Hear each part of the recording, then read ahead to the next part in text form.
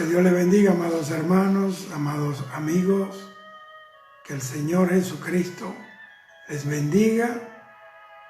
Hoy sea un momento especial para ustedes y para mí.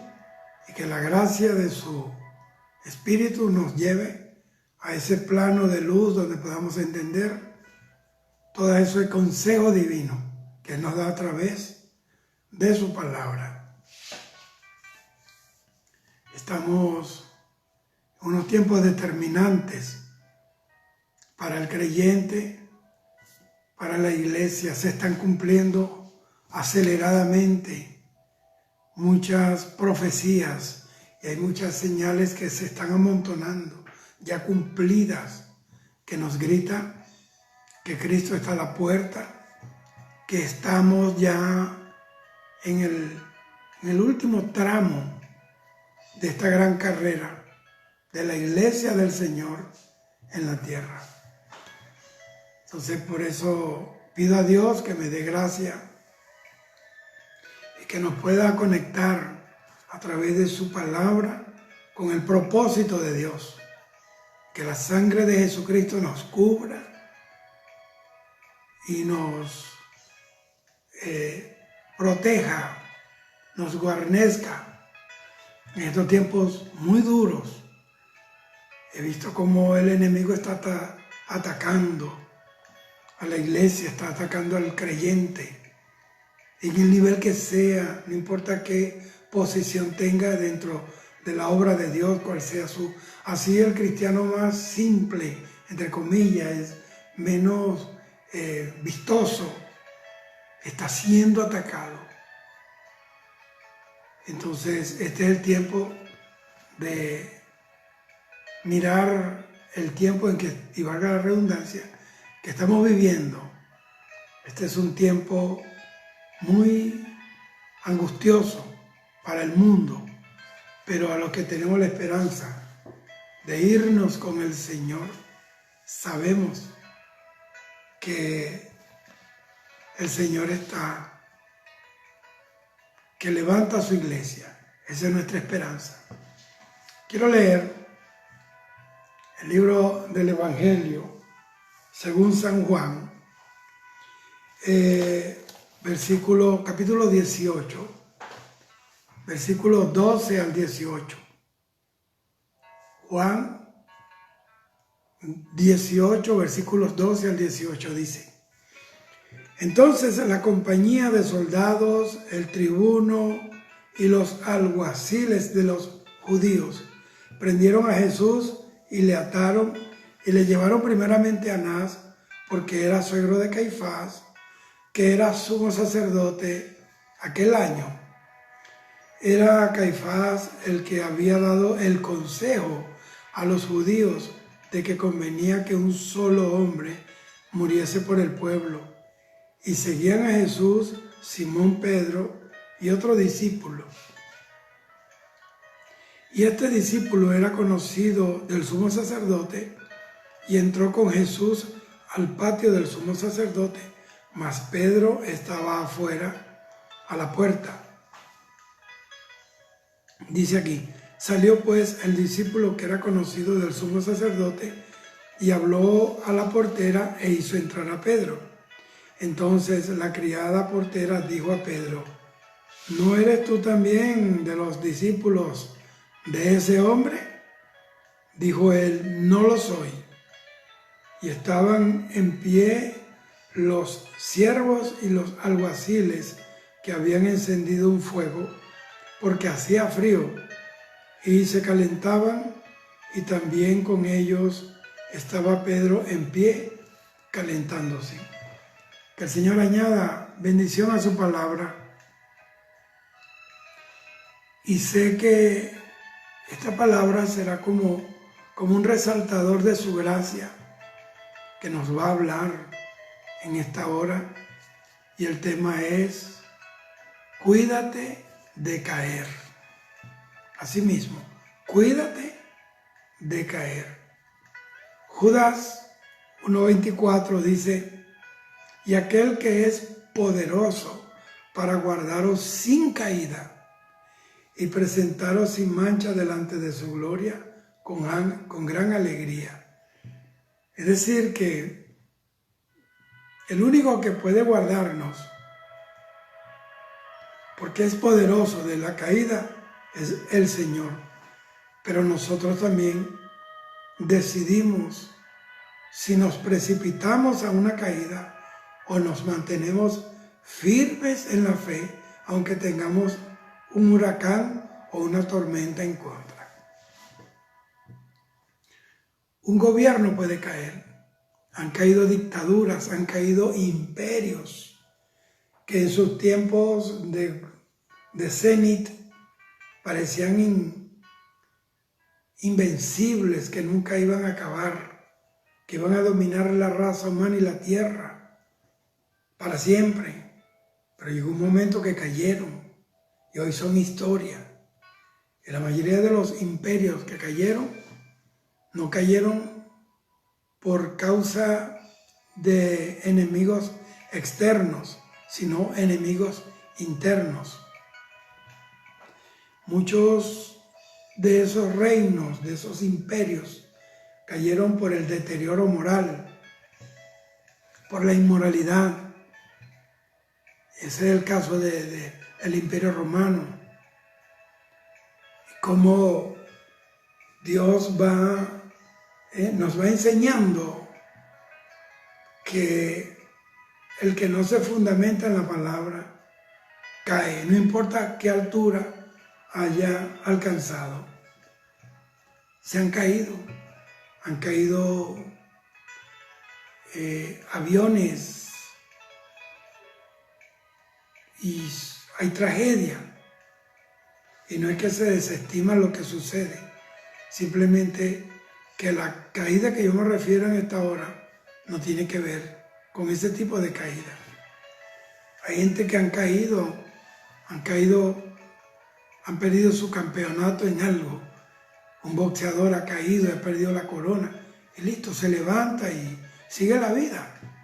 Pero hay caídas que son trascendentales y va a determinar el rumbo espiritual hacia la eternidad que provoca esa caída, si no se levantan a tiempo.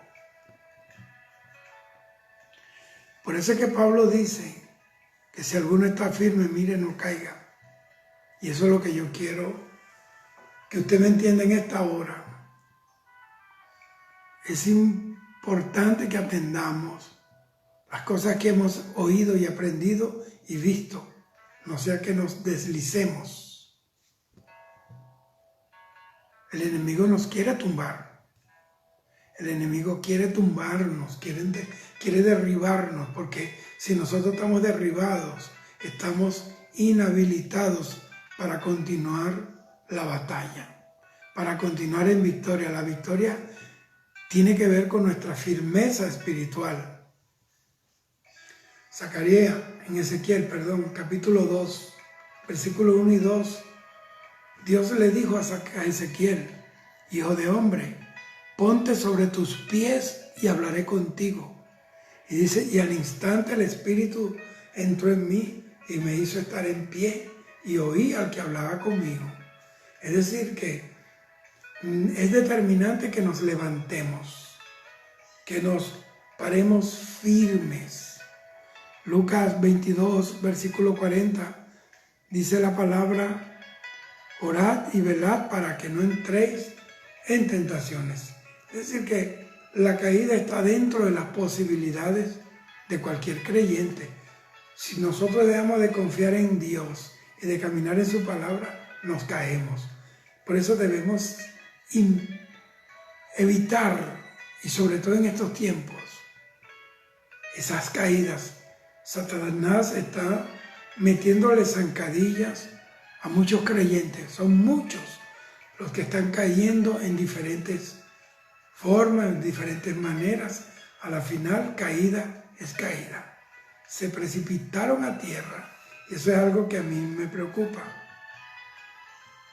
Así que tenemos ese encuentro siempre con ese retador, con ese enemigo invisible, asesino, llamado Satanás, que mueve todo su sistema de pecado para que nosotros seamos seducidos y nos acerquemos a las áreas donde Dios, por su palabra, nos manda a estar alejados. Entonces, debemos estar preparados para cuando lleguen esos momentos de tentación, de flaqueza espiritual, porque el vehículo del pecado es la carne. Mientras estemos en esta carne, nuestra carne se va a convertir en un proyector de obras pecaminosas. Por eso es que Pablo, entendiendo esto, dijo, el pecado mora en mí. Entonces, debemos velar en oración para que cuando estemos en ese momento de la prueba, de la tentación, podamos mantenernos firmes, porque es lo que Dios quiere. Lucas 22:40 que le acabo de decir, Jesús se lo dijo cuando él estaba orando en Getsemaní. Dice que cuando llegó a aquel lugar les dijo, orad que no caigáis en tentación. Lo único que a nosotros nos puede alejar de la tentación es la oración. Orar, pero también velar. Versículo 12 de Juan 18 dice, entonces la compañía de soldados, el tribuno y los alguaciles de los judíos prendieron a Jesús y le ataron. Óigame usted. Vinieron a Jesús, lo prendieron, lo hicieron presa y después lo ataron. ¿Para qué lo ataron? Porque ellos pensaban que Jesús iba a huir. No pueden, sin que lo hubieran atado, él se hubiera quedado allí porque a eso él vino. Entonces, ahí se está revelando ese afán satánico por asegurarse que nosotros no nos podamos mover, que nos quedemos allí cautivos bajo las cuerdas del temor, de la iniquidad, del pecado, de la duda, de la claudicación. Eso es un problema. Entonces, cuando Jesús fue apresado por esta gente, y en una compañía de soldados, o sea, una compañía, estoy hablando, eran como por lo menos 100 personas. 100 soldados por lo menos. El tribuno y los alguaciles de los judíos prendieron a Jesús y le ataron. Aunque Jesús, él fue apresado por esta gente, tenemos que entender que Jesús fue el que salió hacia los soldados. Él no huyó como el resto. Él le salió el paso a los soldados, se entregó a ellos voluntariamente, pero antes de eso, él le pidió, o exigió, mejor dicho, ese es el término más adecuado, porque estoy hablando del Rey del Cielo. Él le exigió que dejaran ir a los que estaban con él, porque él fue el señalado por el Señor para ir al tormento y a la muerte expiatoria. Entonces, él le dijo, déjelo que se vaya, porque el que tiene que hacer frente a esta situación soy yo. Vea esto. Una de las cosas que yo veo en Jesús es su entrega a Dios, su total rendición al Padre y sobre todo una responsabilidad que la llevó al extremo. Y fue tan tremendo que le dijo, déjenlo, yo soy el que me voy a hacer cargo de esto. Entonces, eso habla de que él fue valiente. La valentía del Señor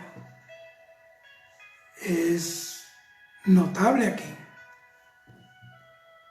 Entonces, en el plan de salvación no hay casualidades, no hay improvisaciones ni hay imprevistos, porque todo eso está de acuerdo al ordenado plan divino del Señor, del Dios Padre. Entonces Jesús se ofreció voluntariamente porque Él era la ofrenda grata delante del Señor. Se entregó por nosotros. Juan, capítulo 10, versículo 18 dice así: nadie me la quita, hablando de su vida, sino que yo de mí mismo la pongo. Tengo poder para ponerla y tengo poder para volverla a tomar. Este mandamiento recibí de mi Padre. ¿Cuál era su mandamiento? Poner su vida, morir por el mundo entero, por los pecadores. Mire usted. Ahora, mire el versículo. O sea que morir para él era un mandamiento. Para él, para Jesús, morir era un mandamiento, era una máxima divina y él tenía que cumplirla. Versículo 13 dice, y le llevaron primeramente a Anás, porque Anás era suegro de Caifás, que era sumo sacerdote aquel año. Vea, este era un ejemplo, digamos, un panorama de corrupción, donde se violan protocolos, vamos a decirlo, judiciales. ¿Por qué? Porque este hombre, Anás, era suegro de Caifás. Hacía en el año 15 después de Cristo.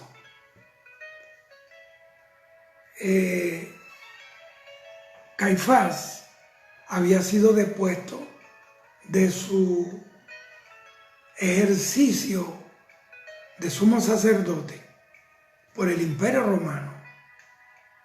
Pero él tenía tanta influencia en el pueblo que aunque él no era sumo sacerdote, el pueblo lo reconocía como tal. Yo conozco personas que son expresidentes y la gente todavía cuando hablan y los entrevista, presidente, y ya no son presidentes, pero de alguna forma ellos han calado pues dentro de la sociedad en la que influenciaron en su cargo.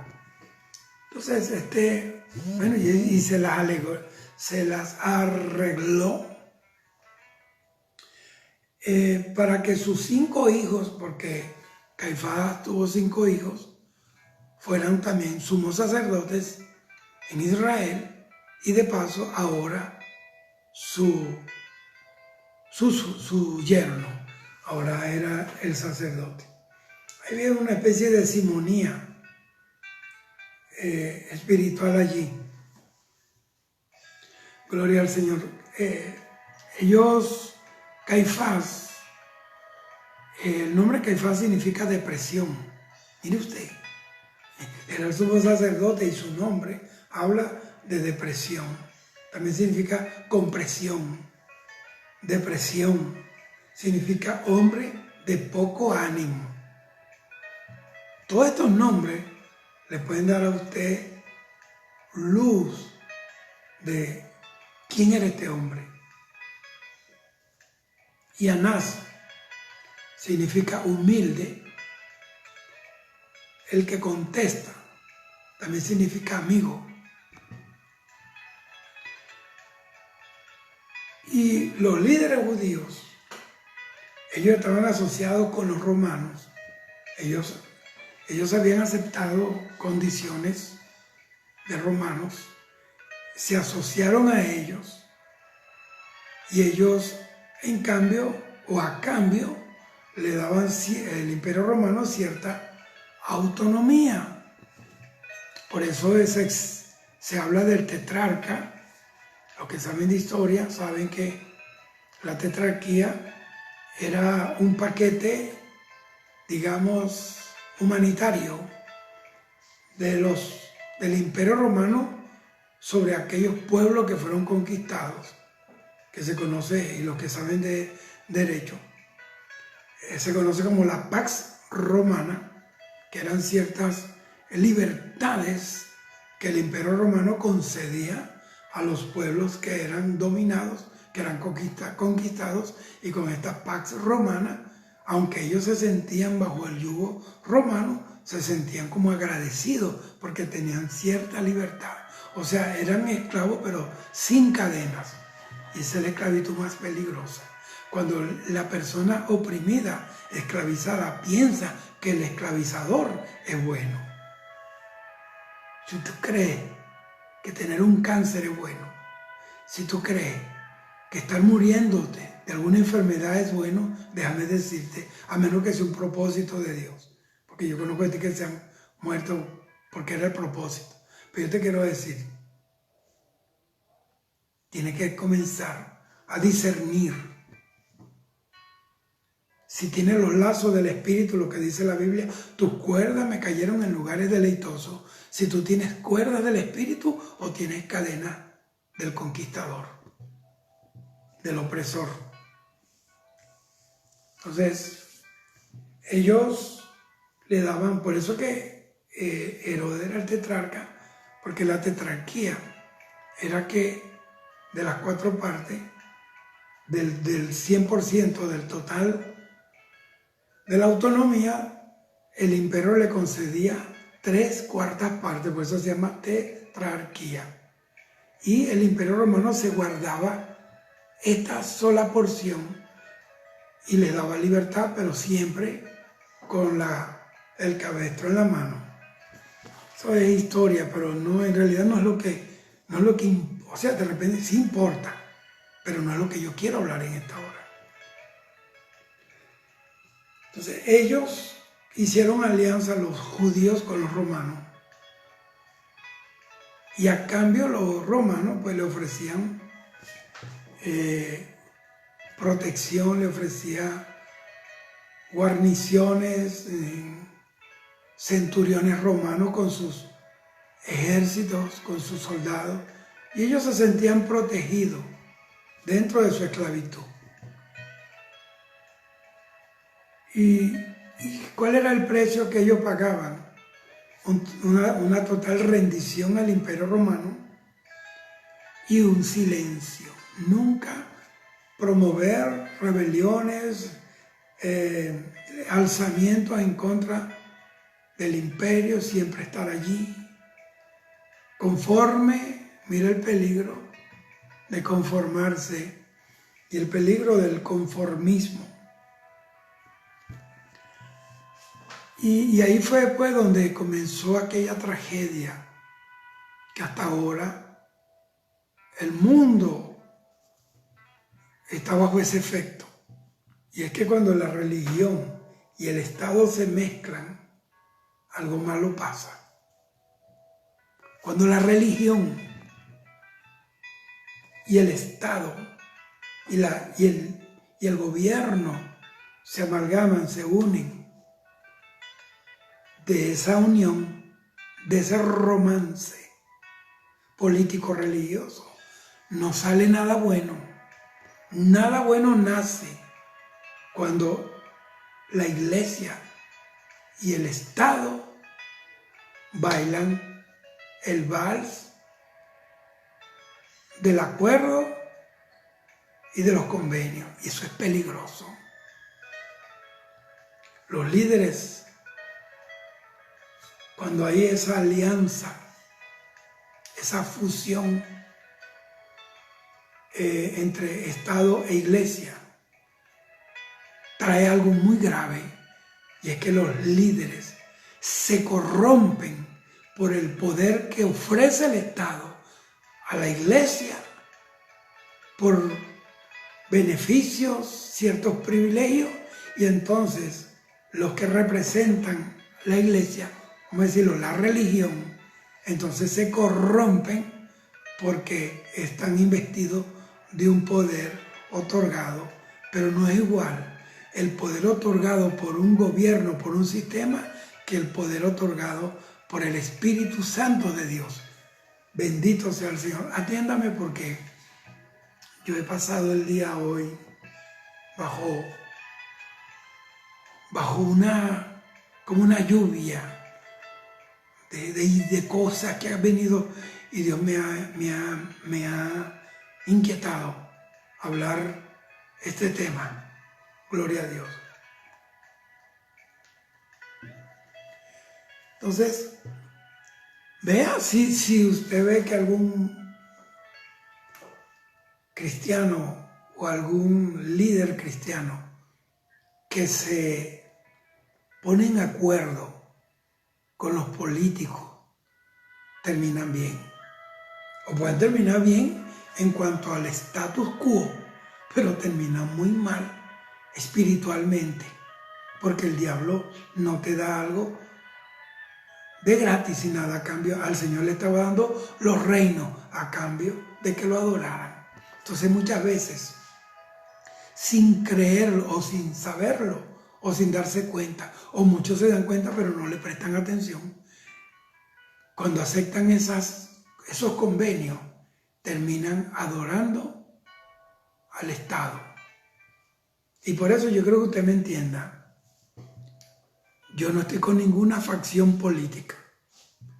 He sido un crítico y un enemigo de todo sistema, todo programa que quiere suplantar la dirección del Espíritu Santo y esa promesa dada por Dios a su iglesia. Entonces hay gente dejando la promesa de Dios por tomar la promesa de los hombres, y eso es peligroso. Entonces los hombres del altar se corrompen y hacen como los judíos, aunque el imperio eran unos sinvergüenzas. Mira, eran un pueblo tan corrompido como el imperio romano. ¿Qué hacían los sacerdotes? Guardaban silencio. Caifás guardaba silencio, todo el mundo guardaba silencio, y el silencio es el mayor aliado del pecado. Por eso, no voy a tener amigos, pero yo no voy a callar. Yo no voy a callar. Voy a seguir hablando lo que mi padre me dice que hable.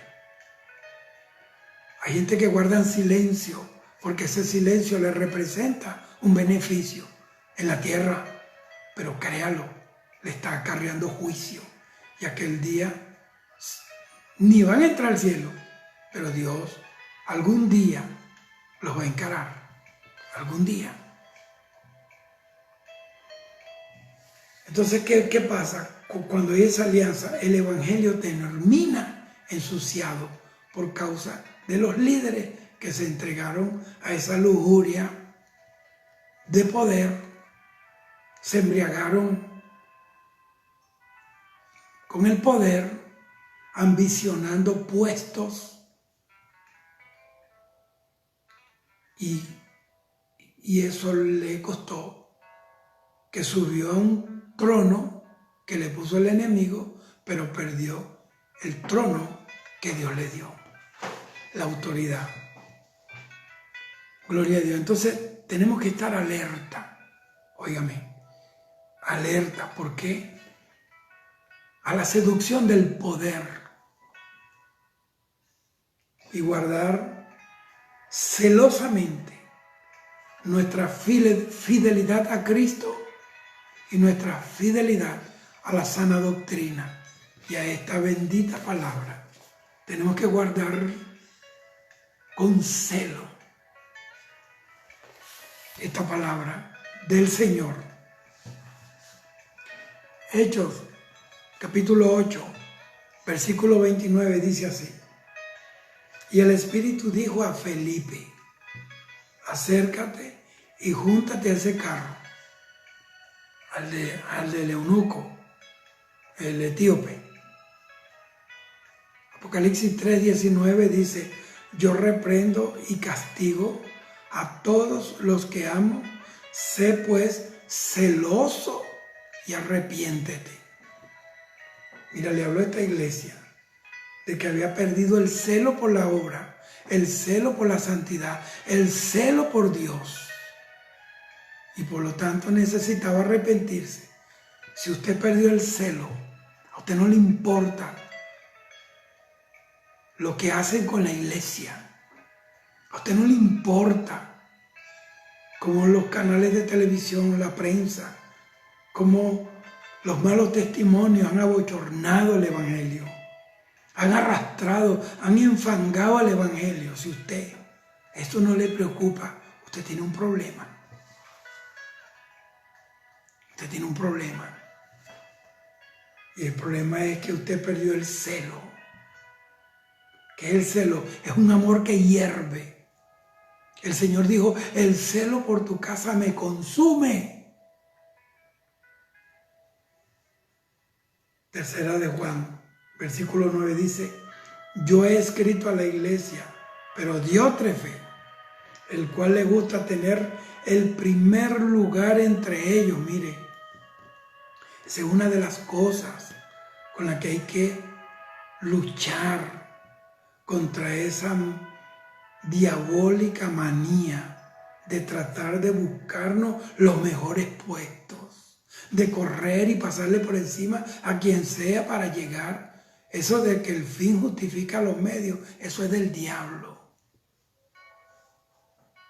Nosotros no podemos llegar a un lugar valiéndonos de triquiñuelas y de trampas como pasó con Jacob. A la final terminó cojeando. Nosotros para poder llegar a un lugar tenemos que, número uno, saber que Dios nos quiere allí. Y si Dios te quiere en un lugar y en un puesto, créalo que usted va a llegar. Bendito sea el Señor. Dice, pero Diótrefe, el cual le gusta tener el primer lugar entre ellos, no nos recibe. ¿Por qué no lo recibía? Porque ellos traían un mensaje que confrontaba. Ellos tenían un mensaje de orden. Hermano, la gente puede estar bien con nosotros mientras no toquemos estos temas. Apocalipsis, capítulo 2, en el versículo 6 dice, pero tengo esto, que aborreces las obras de los nicolaitas, las cuales yo también aborrezco. Ellos tenían celo, aborrecían las obras de los nicolaitas. Los nicolaitas era una secta que fundó un tal Nicolás de Antioquía, y estos sacerdotes, para poder ministrar en ese culto, ellos eran castrados, ellos eran castrados. Es decir, que esto era un sacerdocio estéril, por eso Dios los aborrecía. Cuando el sacerdote, por la razón que sea, Satanás lo castra, nunca más dará fruto. Y si no damos fruto a Dios, seremos cortados. Así que tenemos que tener cuidado. Aquí vamos a hablar palabra del Señor. El Señor está a la puerta. Y ya, a mí ya nada me importa ya. Muchas cosas murieron el día que yo morí. Quedaron ahí en esa camilla de la emergencia del hospital. Y yo regresé con nueva vida, y cuando digo nueva vida, con nueva visión, con gasolina del cielo. Ahora, lo primero que tenemos que entender es que nosotros estamos en un mundo donde el mundo, dice la Biblia, está bajo el poder del maligno. Y usted tiene que ver y meterse eso aquí, que el mundo donde nosotros vivimos es enemigo de Jesucristo, es enemigo del Señor, es enemigo de Dios, es el enemigo de la palabra y del Evangelio. Odia al Señor. El mundo está diseñado para resistir al Señor. Por eso el Señor dice, no amemos al mundo, ni las cosas que hay en el mundo. Porque todo lo que hay en el mundo, todo eso pasará. Pero el que hace la voluntad de Dios permanece para siempre. Entonces, el mundo odia al Señor. ¿Por qué? Porque el Señor lo dijo, porque yo testifico que sus obras son malas. Por eso es que no nos quieren. Si hay religiones que se acoplan, pues. O sea, son religiones prostituidas. Y ellos, tú sabes, mantenernos a distancia, eso no es problema mío. No, nosotros somos luz del mundo, hermano. Entonces, el mismo mundo quiso tomar represalia, quiso vengarse del Señor Jesucristo y de sus discípulos. Y Jesús ya lo había advertido, lo avisó, alertó a su iglesia en Juan 7:7, dice, no puede el mundo aborreceros a vosotros, mas a mí me aborrece porque yo testifico de él, del mundo, que sus obras son malas. Nadie puede llamar malo a lo bueno ni bueno a lo malo.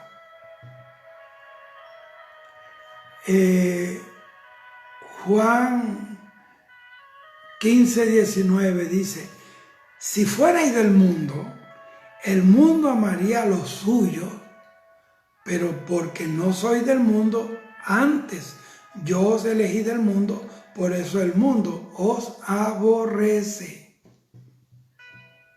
¿Por qué nos desprecian? Porque nosotros somos el factor que denuncia, o somos ese cuerpo vivo, ese organismo vivo que denuncia las obras malignas y perversas del mundo. Yo no me refiero al cosmos, me refiero al sistema. Está gobernado por Satanás.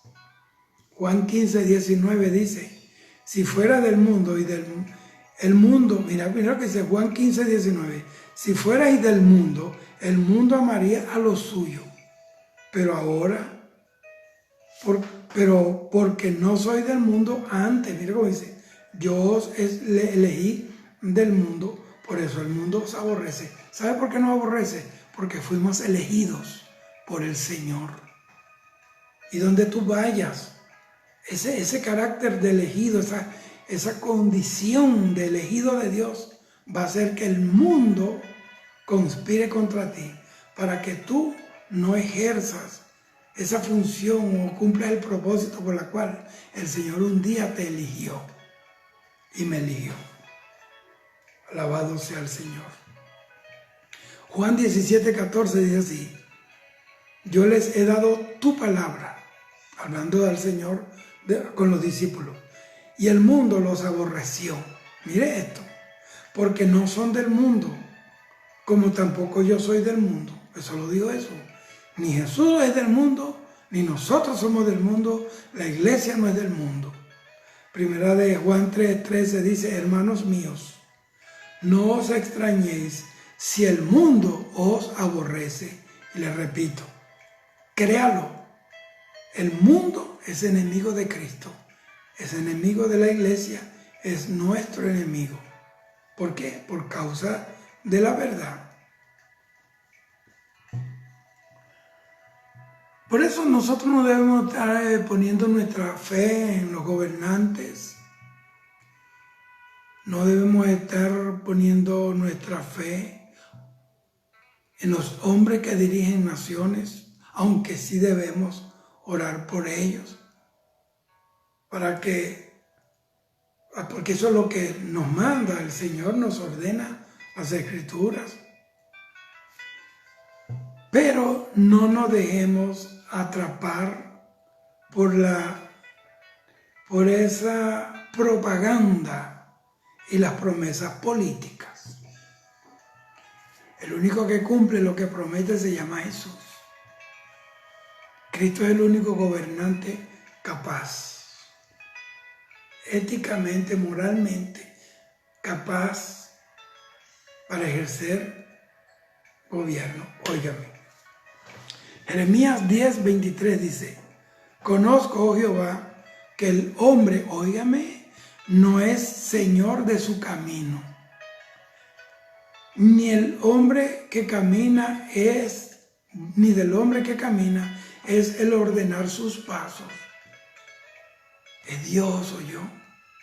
Primera de Corintios 15:23-25 dice: pero cada uno en su debido orden, Cristo las primicias, luego los que son de Cristo en su venida, luego el fin, cuando entregue el reino al Dios y Padre, cuando haya suprimido, óigame bien, todo dominio, eso habla de gobierno, toda autoridad y potencia, porque preciso es que Él reine hasta que haya puesto a sus enemigos debajo de sus pies.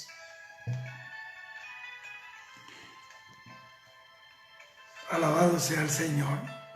Nosotros por eso tenemos que abrir los ojos y oremos para que Dios dé en las naciones, en los municipios, en las regiones, ponga hombres y mujeres idóneos para estar allí.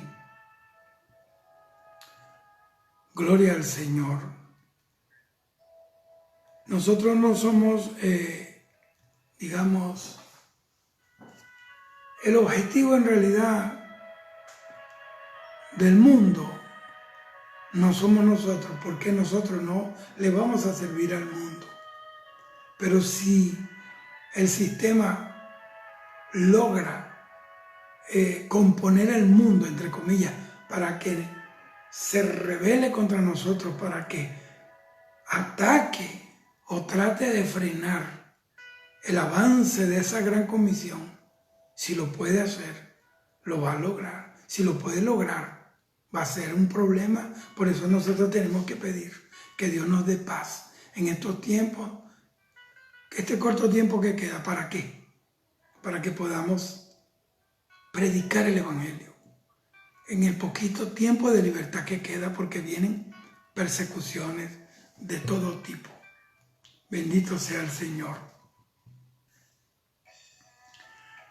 En cuanto a políticas, nosotros en realidad no estamos renunciando a la esperanza o al derecho de tener a alguien que represente primeramente a Dios, dignidad, la justicia, que represente al pueblo con equidad, con idoneidad y entrega. No estamos renunciando a alcanzar metas. Pero yo le voy a decir algo. La gente quiere transformar las naciones a punta de decretos, de partidos políticos, de mentalidades y de ejercicios políticos, cuando el único medio, la única herramienta efectiva para transformar las naciones, para transformar los pueblos, se llama la predicación del Evangelio.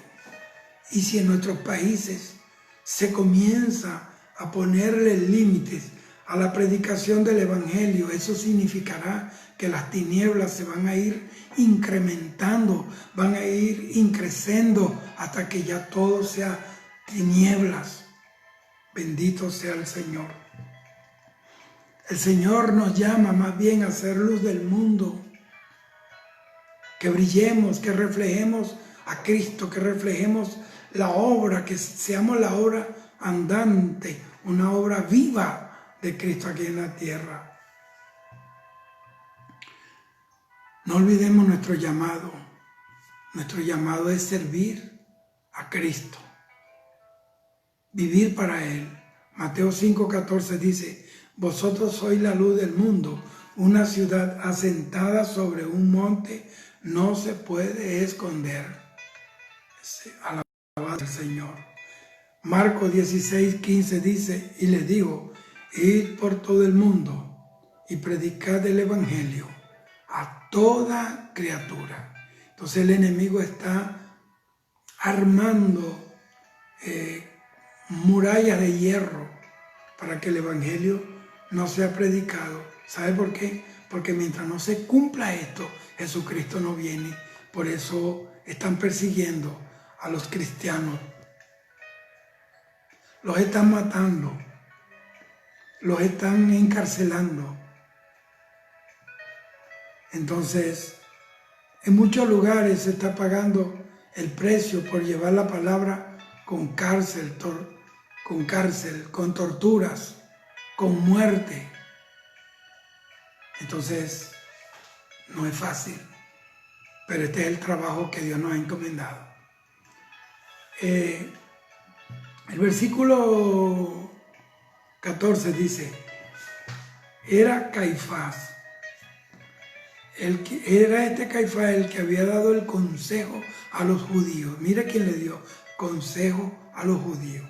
Caifás era un diablo, hermano. Era un sacerdote corrompido.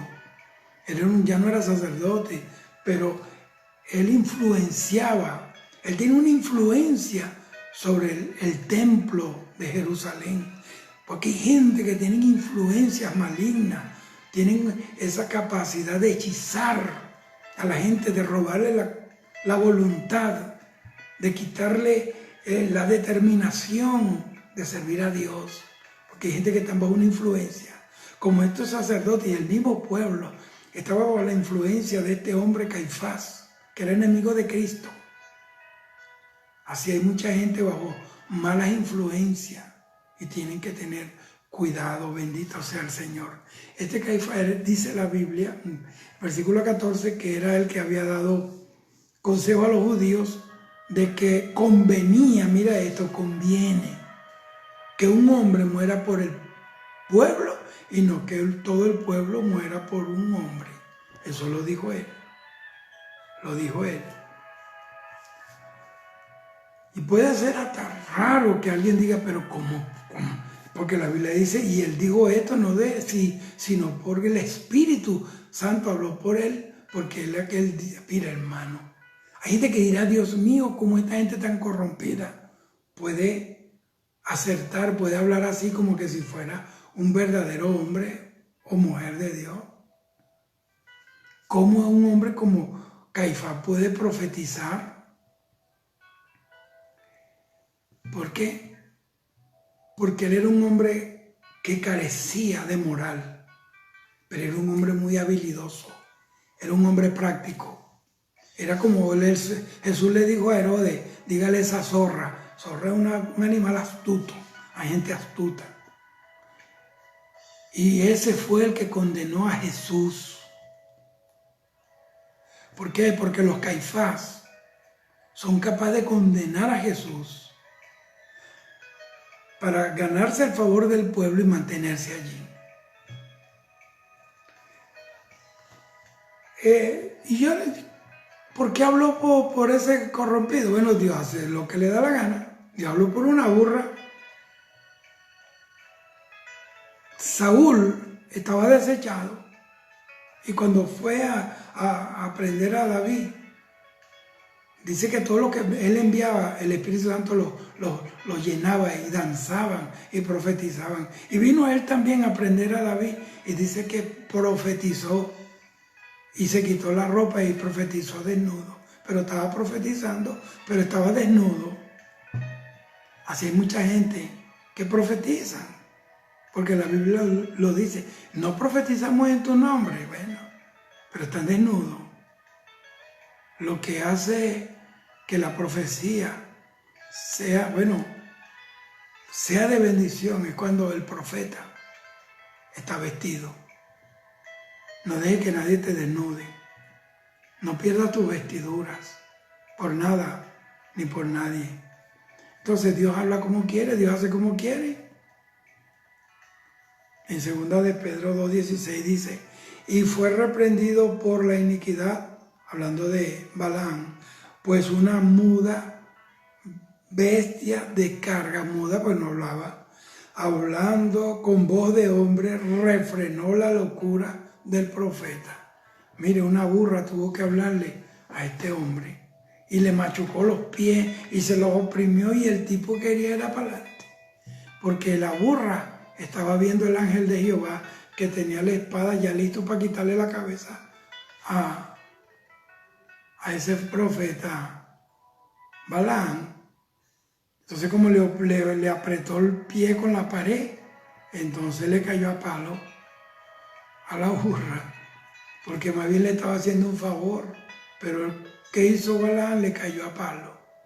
Así mucha gente, muchas veces con la palabra, se les está oprimiendo el pie para que no siga en el mal camino, pero en vez de darle gloria a Dios por eso, por estos mensajes, lo que hace es buscar el palo y caerle palo a las personas que están hablando de parte de Dios. Alabado sea el Señor. Entonces dice que el Señor avergonzó a ese profeta porque una burra, hablando como un hombre, le reprendió de que no siguiera en la locura. Entonces yo creo que fue un juicio profético sobre la nación de Israel, que públicamente rechazó al Mesías, a pesar de que su sumo sacerdote reconociera que Jesús iba a morir por los pecadores. Fíjese, es mejor que este hombre muera por toda la nación. Está diciendo proféticamente que Jesús, el Mesías, él iba a morir por la nación, por los pecados, y lo está diciendo un impío. Gloria. ¿Y por qué lo habló por él? Porque ellos, los judíos, no oían a Jesús, no oían a Pedro, oían era a este hombre. Entonces Dios lo usó para que el pueblo oyera el mensaje. Versículos 15 y 16 dice así: y seguían a Jesús Simón, Pedro y otros discípulos. Y el discípulo era conocido del sumo sacerdote y entró con Jesús al patio del sumo sacerdote, mas Pedro estaba afuera a la puerta. Salió pues el discípulo que era conocido del sumo sacerdote y habló a la puerta y habló a la portera e hizo entrar a Pedro. Solo 2 discípulos de los 12 que había, bueno, póngale 11, sacando a Judas. De los 11 discípulos, solo 2 discípulos seguían a Jesús, Pedro y el otro no tiene nombre. Uno de ellos, o sea, ahí no aparece como quién era, pero en realidad ese discípulo era Juan. Juan 21:20 dice: y volviéndose Pedro, vio que le seguía el discípulo a quien amaba a Jesús, el mismo que en la cena se había recostado de él y le había dicho: Señor, ¿quién es el que te ha de entregar? Óigame esto. Juan, él tenía ciertas conexiones, digamos, con las altas castas o clases sacerdotales en Israel, y por esas razones, yo me imagino que por razones de familia, por conexiones interfamiliares, pudo entrar con Pedro en el patio de la casa del sacerdote. Pero yo le voy a decir algo. Ellos entraron al patio y ellos no estaban como muestra la película La Pasión de Cristo. Todos los discípulos estaban junto a María. Eso es mentira. Fueron ellos dos que entraron, se dispusieron a entrar. Aunque uno de ellos entró, y cuando se le presentó la oportunidad de honrar al Señor, de poner por obra la palabra que había hablado, lo que hizo fue negarlo 3 veces. Bendito sea Dios. Versículo 17 dice: entonces la criada portera dijo a Pedro: ¿no eres tú también de los discípulos de este hombre? lo descubrieron allí y él dijo, no lo soy. Él negó. Esa mujer le pregunta a Pedro si él era uno de los discípulos del Señor. Y yo le voy a decir algo, no solamente esa mujer oyó, había más personas allí. Ella no se lo dijo al oído, ella lo dijo públicamente. Tú eres uno de esos que anda tú eres un discípulo de ese hombre. ¿Por qué? Porque ella lo dijo cuando Pedro estaba calentándose al fuego con esos impíos. Y ella le preguntó eso, y los que estaban calentándose con el fuego del patio de ese sacerdote impío, oyeron cuando Pedro lo negó. Porque si él no lo hubiera negado, a lo mejor lo hubieran metido en el fuego y lo hubieran quemado. Pero entonces, mire, la gente no le interesa el que proclama a Jesús. Al mundo le interesa un Pedro que lo niega. Un Pedro que prefiere estar bien alrededor de un fuego de los paganos que testificarle frontalmente, con valentía, con coraje, con denuedo, la palabra del Señor. Y lo que estaban ahí alrededor del fuego eran los alguaciles, quizás estaba el tribuno, los soldados seguramente estaban ahí calentándose porque tenían derecho. Esa era la fogata de ellos, que hacía Pedro una fogata impía. Y esos que estaban allí alrededor del fuego fueron los mismos que fueron a encadenar a Jesús allá en el monte de Getsemaní, en el monte de las Olivas. Ya Jesús le había dicho a Pedro, Pedro, entiende que el diablo me pidió para zarandearte, pero yo le rogué al Padre que tu fe no faltara. Escúcheme, la gente que cae, no cae porque así, porque Dios lo abandonó. Cayó porque no obedeció a Dios, no oyó el consejo de Dios, no oyó a Jesús. Lucas 22, versículos 31 y 32 dice así. Dijo también el Señor, Simón, Simón, hablando de Pedro, he aquí Satanás os ha pedido para zarandearos como a trigo, pero yo he rogado por ti que tu fe no falte, y tú, una vez vuelto, confirma a tus hermanos. Mira lo que estoy diciendo. ¿Tú sabes por qué Pedro no se ahorcó y no se lo llevó el diablo? Porque el Señor oró por él, porque pidió al Padre por él. Miren lo importante que es la oración intercesora. Y estaba orando por un hombre que ya él sabía que lo iba a negar. Sin embargo, el amor de Dios no tiene límite. Y ojalá que nosotros pudiéramos tener ese mismo amor para interceder por la gente, por todos los hombres, como dice la Biblia. Pedro lo dice, Pablo lo dice también. Pablo dice que él quiere que oremos por todos los hombres. Y dice, y vuelto, dice, y le pido al Padre que tu fe no falte, y tú, una vez vuelto, o sea, en otra palabra, tú vas a volver. Yo sé que tú te vas a caer, pero yo te voy a levantar y tú vas a volver. Gloria a Dios por ese Dios glorioso que no nos deja tirado en el piso porque lo negamos, porque le fallamos, porque pecamos. Yo no te estoy dando licencia para hacer estas cosas, porque la voluntad de Dios es nuestra santificación y que soportemos las pruebas y las tentaciones. Pero Dios es un Dios tan bello, tan bueno, que no nos deja ahí sepultados, que no nos arroja a las pailas del infierno. Y tú vuelto, porque yo me voy a asegurar que tú vuelvas. Yo te voy a decir algo, el que es de Dios, aunque te he caído, Dios se va a encargar de hacerlo volver, así sea a punta de lo que sea, así se tenga que usar una enfermedad, tenga que usar un cáncer, tenga que usar un SIDA, tenga que usar la cárcel, lo que sea. Dios lo va a hacer, pero tú vas a volver. Tú que me estás viendo, que te alejaste de Dios, ya perdiste el celo por la palabra, perdiste la pasión por la congregación, por leer la palabra, por orar, por la devoción. Déjame decirte, tú eres de Dios Dios te va a hacer volver. Y después que tú vuelvas, mira lo que dice, confirma a tus hermanos. O sea, con todo eso te voy a usar en autoridad sobre tus hermanos. Ese es el Dios bello. No es que nos está premiando por el pecado, sino que nos está mostrando que todo el que viene a Él siempre tiene un mejor lugar que el que dejó atrás. Bendito sea el Señor.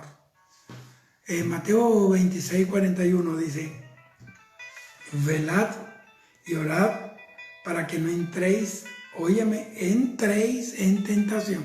La tentación es una puerta seductora, una puerta que te llama la atención.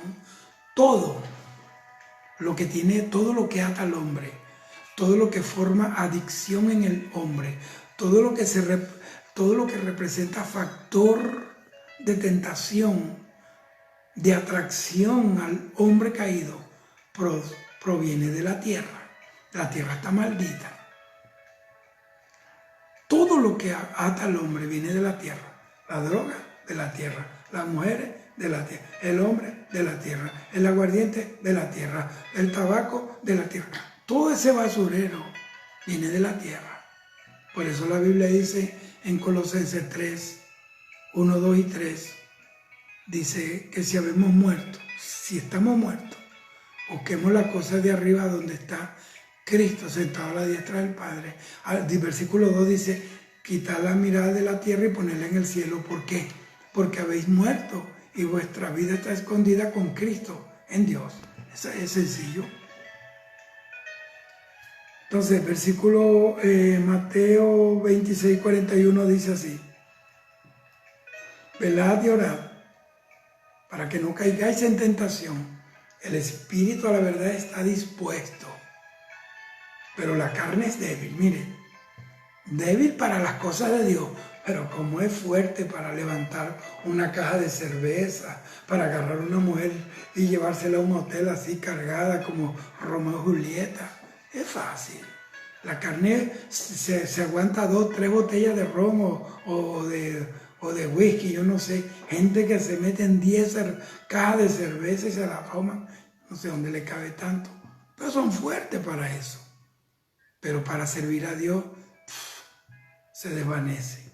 La gente que no quiere servir a Dios, que no tiene fuerza para cumplir con esto, yo sé que está en la carne, porque la carne es débil, pero el espíritu siempre estará presto, o sea, está dispuesto, está alerta allí, preparado para todo.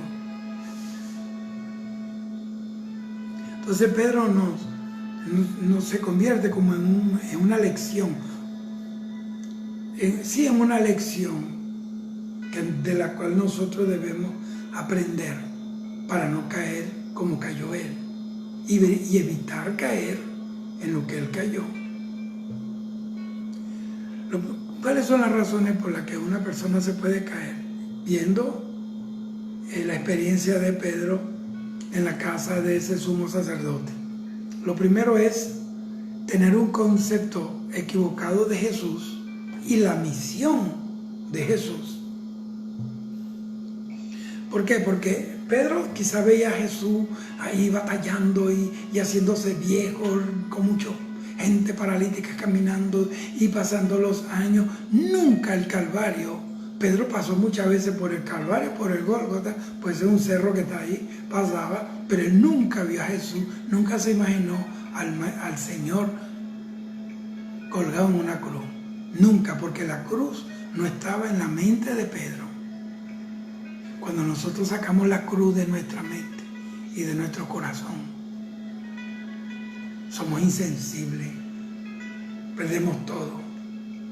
Pedro nunca pensó nunca se imaginó o nunca aceptó, nunca digerió que su maestro, el que caminaba sobre el mar, resucitaba muertos, que echaba fuera demonios, el que se transfiguró como una persona sobrenatural, divina, en el monte de la transfiguración. Él nunca se imaginó a ese maestro, a ese Señor, en una cruz ignominiosa. Mateo 16, 22 dice: entonces Pedro, tomándole aparte, cuando Jesús dijo que iba a morir, lo llevó aparte. No deje que nadie te aparte del propósito. Había un planteamiento: yo voy a hacer esto, Dios me dijo esto.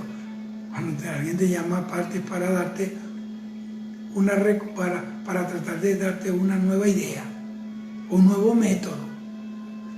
Entonces Pedro, tomándole aparte, comenzó a reconvenirle. Se acerqué: yo quiero replantearte la situación. Yo creo que tú estás muy acelerado. Yo creo que tú estás muy emocionado. Quien se va a emocionar es montarse en una cruz que le peguen clavo en la mano.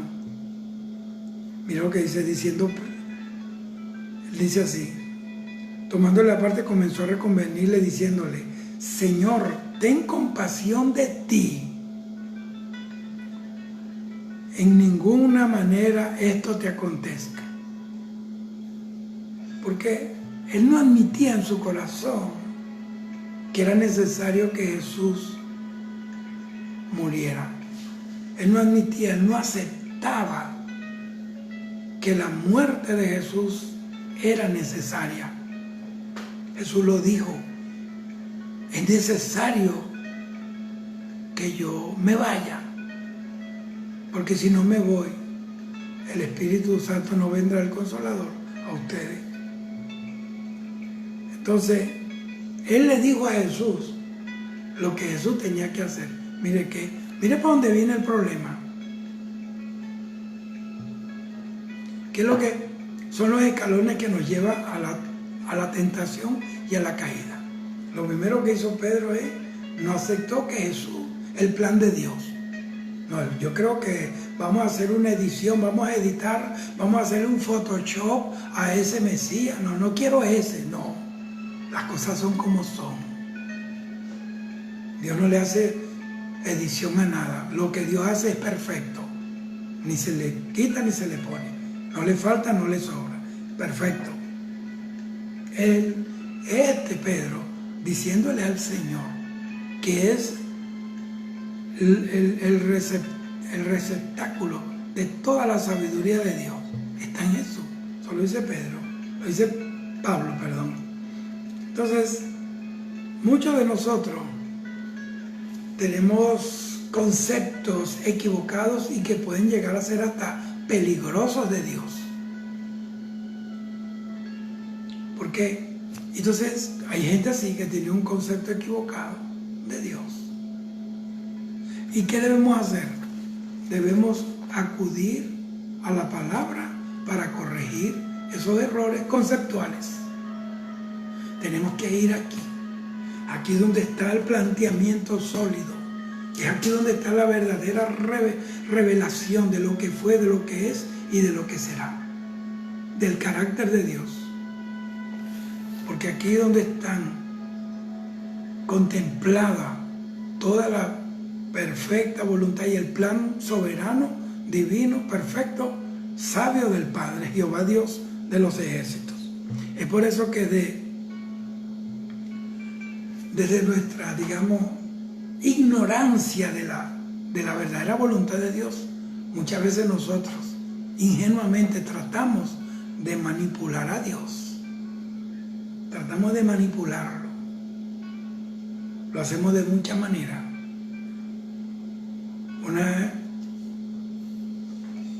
Cuando las personas piensan que una sugerencia a Dios va a cambiar su plan, están equivocados.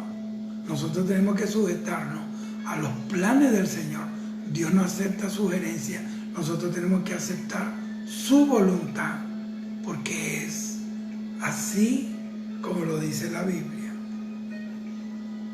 Una de las maneras de manipular a Dios es a través de esa concepción equivocada de ser ídolos o de liderazgos enfermizos, y pensamos y le decimos a Dios: bueno, Señor, si no haces esto, yo no hago aquello, si no hace esto, yo me voy.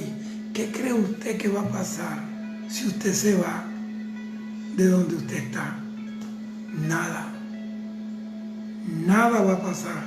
Esto va a seguir siendo el Evangelio, porque el Evangelio no está fundamentado sobre ningún hombre, sobre ninguna obra humana, sobre ninguna concepción humana, sobre ningún planteamiento de hombre. Esto está fundamentado sobre el único, inamovible y eterno fundamento pétreo, que se llama Jesucristo, el Hijo de Dios, la roca eterna, inconmovible de los siglos. Entonces no volvemos ídolos y pensamos que el Señor no puede vivir sin nosotros. ¡Qué locura! ¡Qué locura! Hay gente que se han llegado a creerse eso. Yo he visto personas hasta hablando, una bocota así, que lo que sale es arrogancia y altivez, que ellos piensan que Dios está obligado a aplaudirles todas las payasadas y los disparates que dicen y hasta las herejías que enseñan. Porque fueron puestos allí. Mire, Dios no nos puso en un lugar para tener que tolerar nuestra arrogancia. Dios nos puso en los lugares para que lo honremos.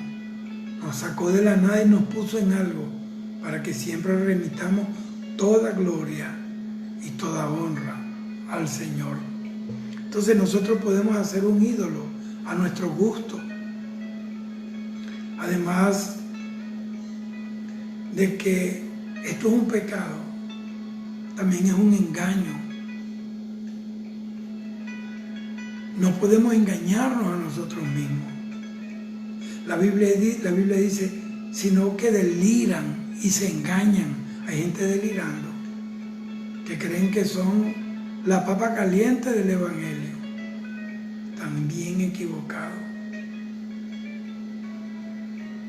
Alabado sea el Señor. E inclusive, vea, se está replanteando el Evangelio.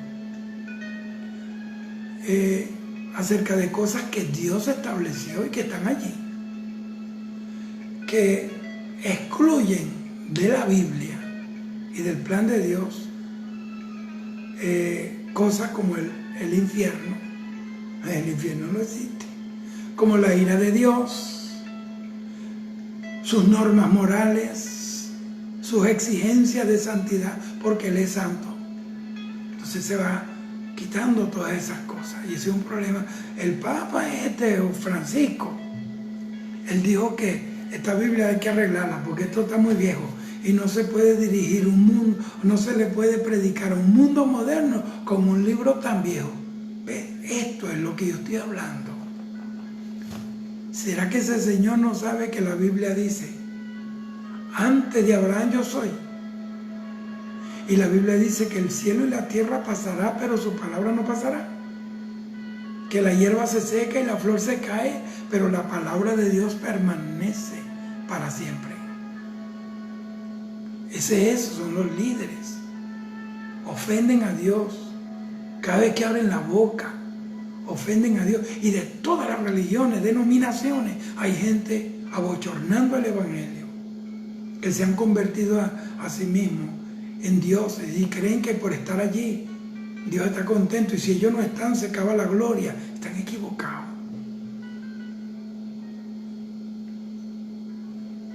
Vea, una idea equivocada acerca de Dios nos va a conducir a cometer errores terribles. Tenemos que ser enseñados por la palabra de Dios. Por eso, óiganme, hermanos queridos, yo nací aquí y me crié en el Evangelio, pero si algo yo he entendido es que la iglesia de Jesucristo perdió el norte, quedó tan manipulada de toda suerte de doctrinas y loqueras que están saliendo ahora, que la iglesia necesita una reubicación. La iglesia de Cristo necesita una reevangelización. La iglesia necesita ser reevangelizada. A los mismos creyentes, hablarles del ABC de la Biblia. Se olvidaron de cosas elementales por salir corriendo a otras cosas grandes que ni siquiera conocen. Bendito sea el Señor. Entonces, para esto, Dios necesita algo. Para hacer volver a alguien que se torció de su camino, que cayó en el camino de error, necesita algo, y es que esa persona reconozca, se humille y dé su brazo a torcer, como pasó con Jeremías. Dijo: me sedujiste, Señor, fuiste más fuerte que yo. Yo dije: no voy a seguir hablando en tu nombre, porque cada vez que hablo tu palabra, plomo es que me echan. Pero me sedujiste porque fuiste más fuerte que yo. Me metiste un fuego entre los huesos. Traté de soportarlo y no pude. Entonces, Dios nos hace eso.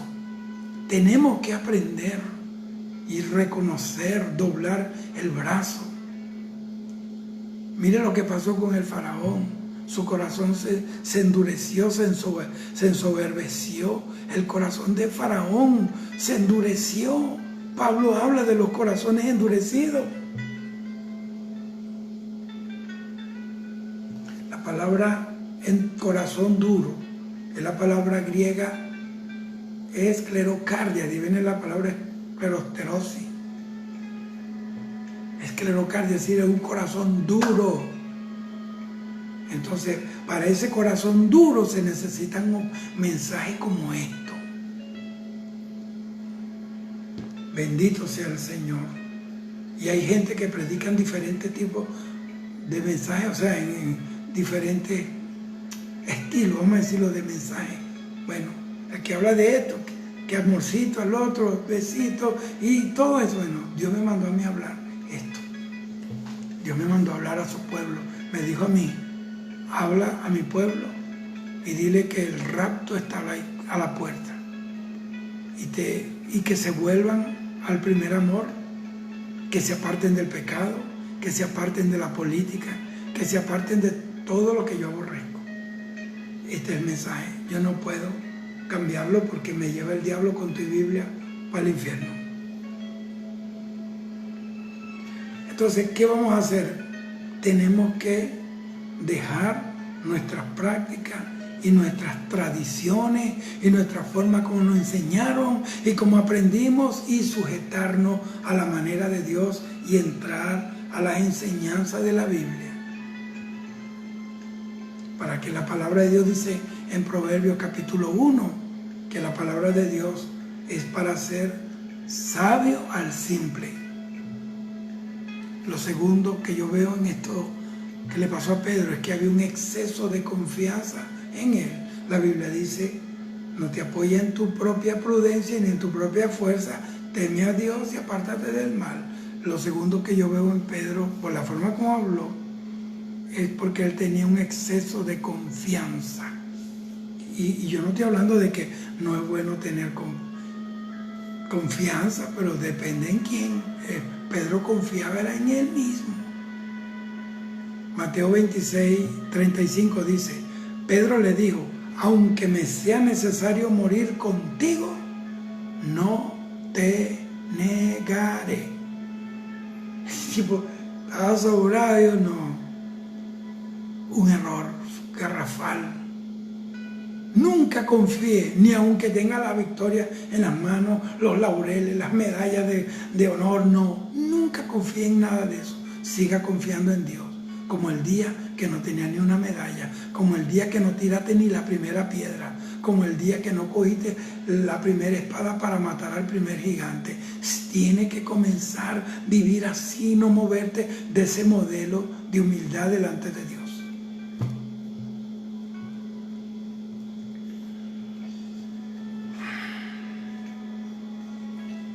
Hay gente que piensa que muchos de los pecados son para la gente chusma. O personas que creen que hay ciertas condiciones que están diseñadas nada más para que caigan allí la gente, la gentuza, como ellos llaman. David no era una gentuza, cayó. Abraham era el padre de la fe, cayó. Noé, un patriarca que Dios usó para preservar la vida, cayó. Sansón, un gigante de la fe, un juez, cayó. Pedro cayó. Tenga cuidado. Tenga cuidado. Entonces, ¿cuánta gente han caído? ¿Por qué? Por exceso de seguridad, de confianza, perdón. Por un exceso o una confianza excesiva en sí mismo. Por ejemplo, cuando Pedro cayó en las aguas, cuando se hundió en el mar, no fue porque no confiaba en Cristo, porque él estaba caminando sobre las aguas, porque Cristo le dijo que caminara. Él se cayó no porque no confió en Cristo, sino porque no confió en Él. Ya esto es otra cosa. Tú tienes que tener confianza en ti mismo en ese sentido sano, para poder decir, todo lo puedo. Mira, ¿sabes lo que decir? Todo lo puedo. Tienes que tener confianza. Alabado diga el débil, fuerte soy. Mire, para hablar así. Alabado sea el Señor. Entonces el Señor muchas veces nos permite cruzar o pasar por experiencias de pecado, no porque Él nos lleve a eso, sino porque nosotros nos metemos de cabeza y Él tiene que dejarnos ahí para que podamos salir de allí con una lección. Y usted ve que nunca más Pedro negó al Señor y murió por Él. Nunca más Pedro volvió a negar al Señor, pero él cayó por eso y se levantó y ahora no confiaba en Él, confiaba en el Señor. Fue tanto la confianza que ya Pedro ni oraba, él solamente pasaba y la sombra de Pedro caía sobre los enfermos y se levantaban. Eso lo hace Dios cuando alguien aprendió la lección. Bendito sea el Señor, bendito sea el Señor. Entonces, mire lo que dice aquí. Muchas veces, como le dije, la enseñanza, la caída a veces la permite Dios para enseñarnos a no confiar en nosotros mismos, sino en confiar en el Señor. Por eso es que dice la Biblia que si el grano no cae a tierra y muere, no puede dar fruta. Por eso muchas veces Dios tiene que permitir que alguien caiga y morir allí en la tierra para que se levante y pueda dar fruto. Dios mío, perdóname. Primera de Corintios 10:12, ya termino. Dice, así que el que piensa estar firme, mire que no caiga. ¿Cómo nosotros podemos poner por obra o llevar a la práctica este versículo de la Biblia? ¿Cómo podemos hacerlo? Estando alerta, no dependiendo de nuestra capacidad, de nuestra condición espiritual. El Señor siempre nos está mandando mensajes. ¿Para qué? Para atraernos a Él, para refrescarnos siempre el propósito. Alabado. Por eso que usted ve que en el desierto la ley se leía todos los días. Los mismos 10 mandamientos, todos los días. 40 años. Porque necesitaban aprender que no estaban en el desierto y han sobrevivido porque ellos eran Israel, sino porque la Chequina estaba sobre ellos, la nube sobre ellos, Dios con ellos, el ángel de Jehová defendiéndolo, y Dios había puesto hombres como Moisés para guiarlo. Por eso vencieron. Sin embargo, la mayoría, todos quedaron sepultados, la generación que salió de Egipto, por blasfemos y por murmuradores. Bendito de traernos a Él a través de mensajes. Dios estará hablándole a alguien en esta hora.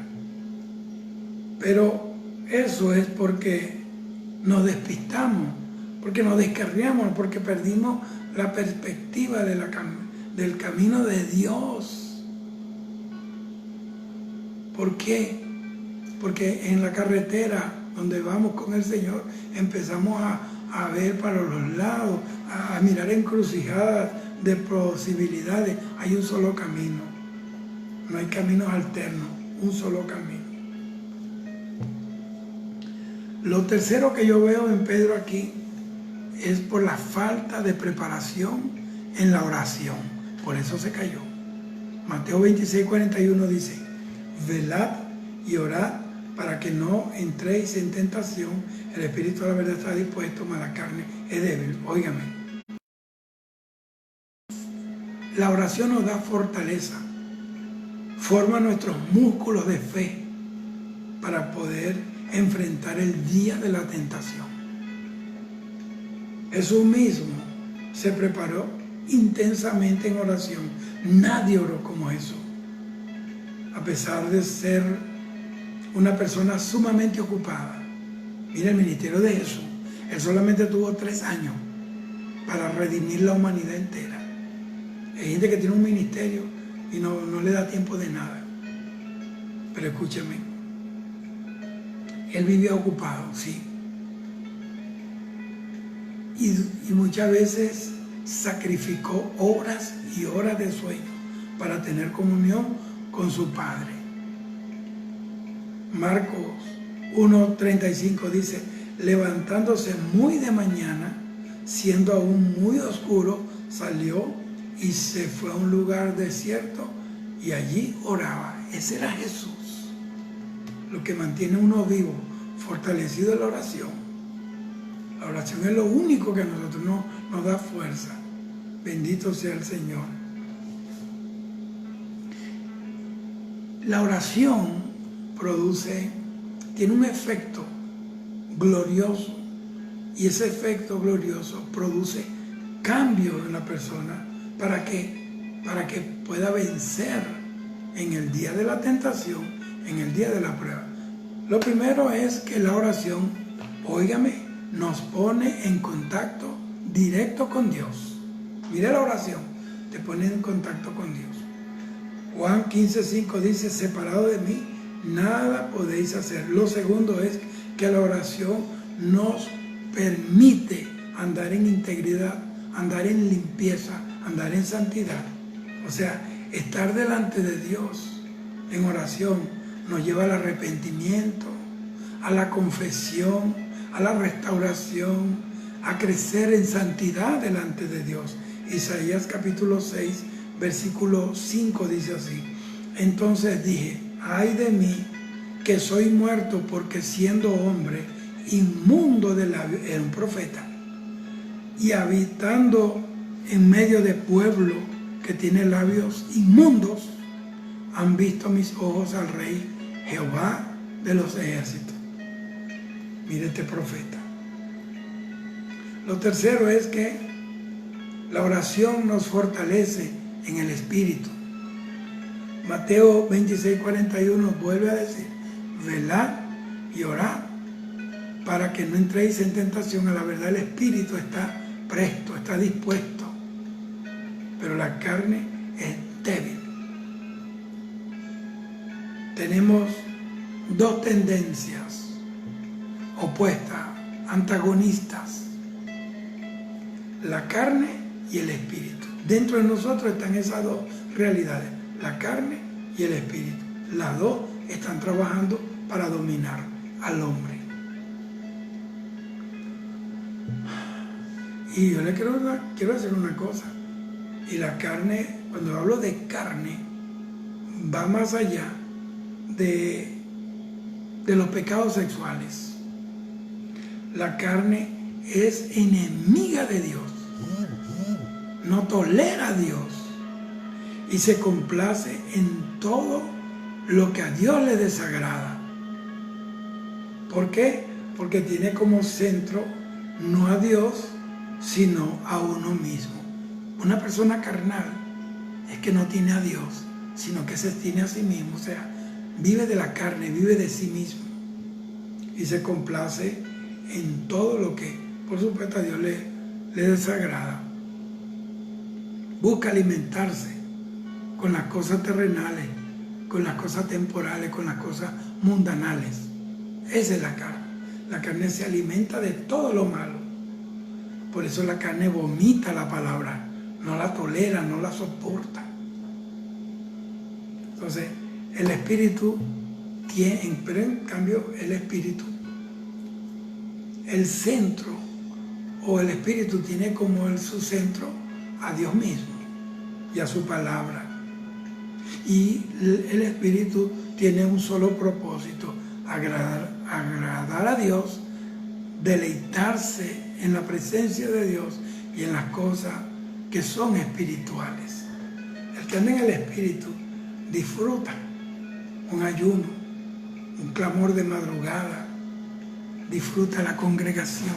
Cuando está en el servicio está alabando al Señor y las horas se le pasan así. El espíritu. Entonces, la carne es enemiga de Dios, el espíritu es amiga del hombre. La carne se alimenta del mundo, el espíritu se alimenta de su palabra, de la presencia de Dios, de las cosas que son espirituales. Entonces, tenga cuidado. El Señor me dijo una cosa: Dios está levantando gente caída, pero también me dijo la influencia, la fuerza que se ha imprimido, el infierno ha imprimido, que ha sumado, que ha añadido a todo este sistema anticristiano, es tan fuerte que difícilmente que el que caiga ahora se levante así fácil. Aunque levantarse no es fácil, porque tienes cadenas y ataduras, pero difícilmente que el que caiga en estos días se pueda levantar, y muchos de ellos Dios va a tener que tirarlos en una cama, prepararlos allí para levantarlos, porque se van a perder, y para que no se pierdan, entonces Dios tiene que tomar ese recurso, pasarlo por el fuego, salvarlo de esa manera, como dice la Biblia. Y unos son salvos así como por fuego. Hay una gente que Dios, para poderlo llevar al cielo, tuvo que quemarlo, tuvo que meterlo en una hoguera espiritual, meterlo en enfermedad, y en medio de su enfermedad reconocieron su pecado, fueron purificados, unos volvieron a su vida porque tenían un propósito. Pero hay gente que, sabiendo Dios que van para atrás, Él mejor los levanta. Miren, para cerrar, cuando mi hermano, yo estaba en Estados Unidos, eso fue en el 90 y algo, mi hermano se enfermó, me dijeron que estaba enfermo, yo vine a Venezuela, yo andaba con un pastor amigo mío italiano, y yo recuerdo que me dijeron: tu hermano está en el piso 8 del hospital, está desahuciado. Yo oí esa palabra porque en el piso 8, donde llevan a los desahuciados a aquellas personas que ya no tienen esperanza. Pero yo analicé algo, porque el mundo tiene su vocabulario, pero la iglesia tiene que tener un vocabulario del cielo. Yo tengo esto, esta es la boca de Dios, este es el diccionario de Dios. En esta palabra, en esta Biblia, en este libro, yo no encontré nunca la palabra desahuciado. Por el contrario, dice que lo que es imposible para los hombres, para Él es posible, y que Él va a salvar a los sentenciados a muerte. Eso lo dice la Biblia, no yo, Proverbio. Y yo fui corriendo, yo conseguí a mi hermano. O sea, yo no lo encontré porque no lo reconocí. Cuando voy saliendo me llaman, era un esqueleto, tirado un esqueleto, una fina piel cubriendo los huesos. Cuando yo vine, yo llevaba un aceite en mi mano, en mi bolsillo, aceite de oliva, para orar por los enfermos. Y cuando él me ve, me dice: no me diga nada. Hasta aquí me trajo el diablo, el pecado, las drogas. Y yo, no me digas nada, pero yo quiero entregarle hoy la vida, esta vida, mi alma, a ese Dios que desde niño le di la espalda, pero que tú le has servido de siempre. Yo quiero entregarle mi vida al Señor, sea un día, un mes, un año, lo que me quede, quiero vivir para Él. Mire, yo he entregado en muchos años, más de 30 años, predicando el Evangelio, he entregado miles y miles de almas al Señor. Esa fue el alma que yo mismo volé y se la senté a las piernas a Jehová. Le digo, este es mi hermano. Nos vestíamos con la misma ropa. Él era mayor que yo, 3 años. Y después que oré por él, me dijo, tengo SIDA. Y yo he orado. Y en mi campaña que Dios me ha permitido predicar, Dios ha sanado gente de cáncer. Yo lo he visto vomitar por la boca. He visto gente sanar de SIDA. Y yo le oré, le ungí con aceite y me fui. Me metí en oración, me metí en clamor, no comí. Pasó un día, 2 días, 3 días, yo no sé cuántos días estuve allí y oí la voz de Dios que me dijo, no sigas ayunando por él, porque yo no lo voy a sanar, porque él no me va a ser fiel. Si yo lo sano, se va a perder y se va a morir de una sobredosis de droga. Lo voy a levantar para que esté conmigo. Nunca se rebele contra la voluntad de Dios. Nunca se rebele con lo que Dios hace. Yo me volví a Estados Unidos. 11 meses estuve fuera. Y yo recuerdo que luego de esos 11 meses, mi hermano durante 11 meses, nunca se le bajó una fiebre. Perdió los ojos, quedó ciego, se le paralizaron los riñones. Eso era un ay, ay, ay. Y yo vine a Venezuela, prediqué en la ciudad. Y después que yo terminaba, me iba con mi hermano, me iba a la casa de mi hermano. Todos lo abandonaron. Sus novias, los compinches, todos lo abandonaron. Pero hay uno que no nos abandona y se llama Dios.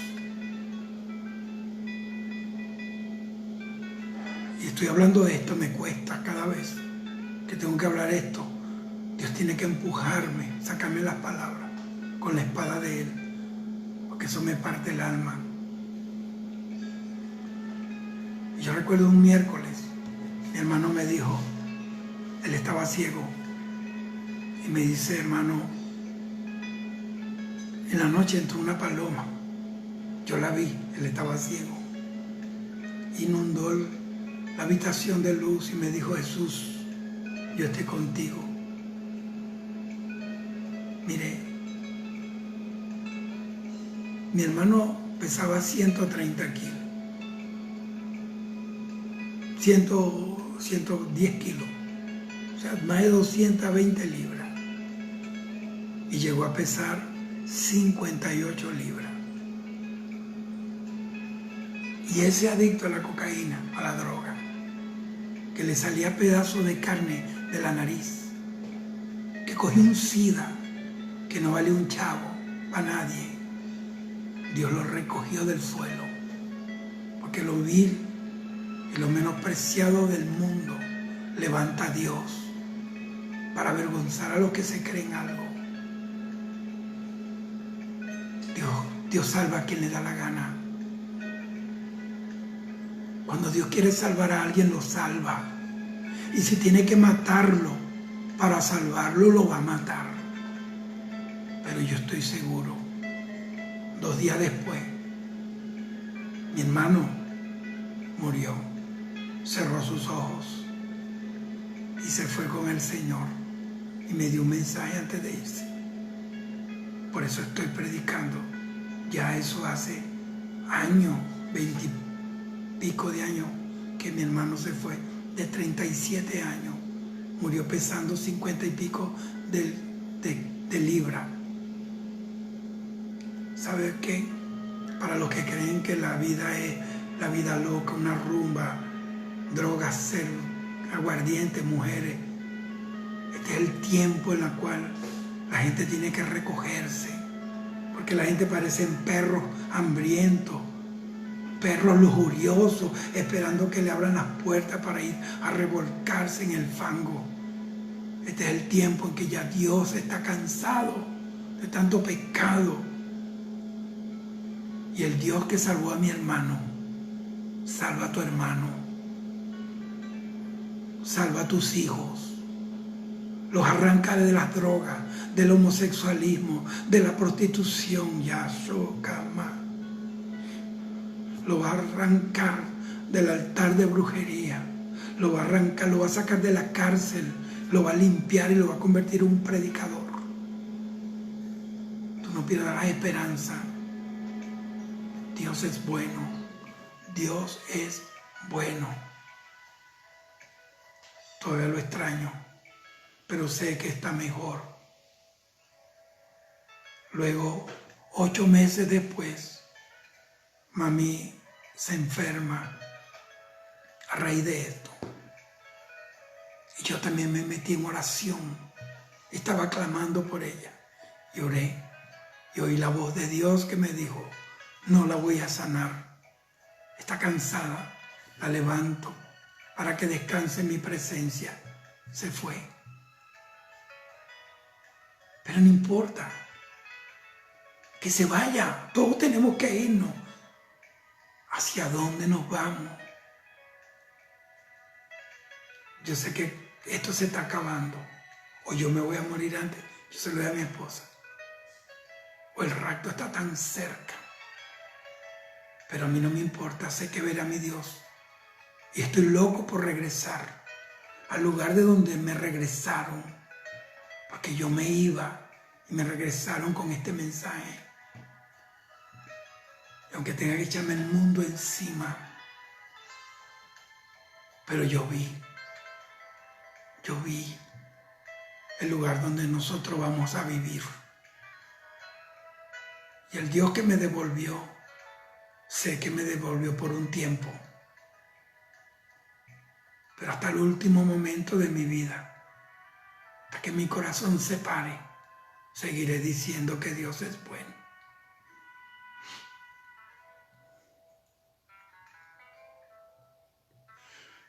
Hay gente que está sufriendo por un hijo, por un padre, un hermano, no sé. Pero si tú lo pones en las manos de Dios, cuando yo veía a mi hermano cayéndose de la droga, yo decía, gracias Señor, qué hermoso este hombre lleno del Espíritu Santo. Yo creo que el diablo se reventaba. Porque la Biblia dice que nosotros debemos llamar lo que no es como que es. Y esa palabra fue allí, ahí y allí. Mi hermano cogió la pálida 3 veces, una sobredosis, que si se quedaba sentado se le paraba el corazón y los amigos empezaron a correrlo por la calle para que él se activara, para que le bajara un chin. Eso solo lo sé yo. Y Dios, yo vi el cumplimiento de esa palabra. Cree en el Señor Jesucristo y serás salvo tú y toda tu casa. Y si mis familias tienen que irse al cielo a punta de cáncer, a punta de lo que sea, no me importa. Pero lo veré en el cielo. No pierdas el cielo por la fantasía de esta tierra.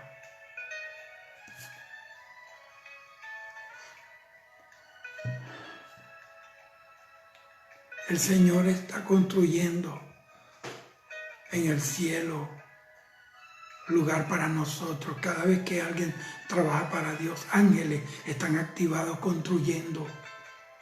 Cuando los hombres se detienen, la obra arriba se detiene. Trabaja para Dios. No te detengas, no importa quién tú seas. Si tú tienes a Cristo, ya tú estás capacitado por el Señor para vencer. Y pon tu familia en la presencia del Señor. Luego 2 años de esto, que mi mamá se va, yo estaba en una reunión con mi esposa en la ciudad, unos pastores, y me llaman por teléfono, me dijeron, hermano Ramírez, su papá falleció en el supermercado, le dio un infarto. Días antes mi papá me dijo, me voy,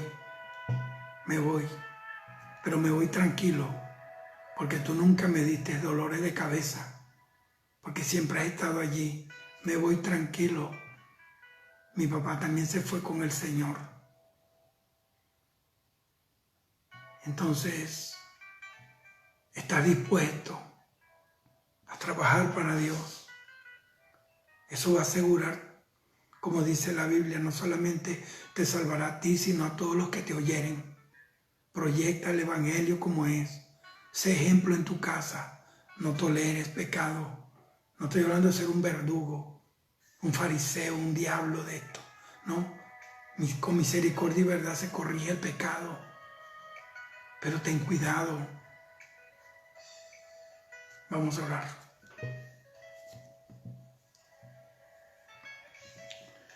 Padre mío, ayúdanos, porque estamos envueltos en esta camisa de barro, llena de pecado, de lujuria, de rebelión contra tu palabra y contra ti. Esta carne no te respeta, no tiembla ante tu presencia. Señor, que esta carne quede sujeta, quede atada bajo tu autoridad y tu dominio, Señor. Sujetamos esta carne para que esta carne te sirva, Señor. Que nuestro cuerpo se convierta verdaderamente en la morada, en el templo de tu Santo Espíritu, Señor.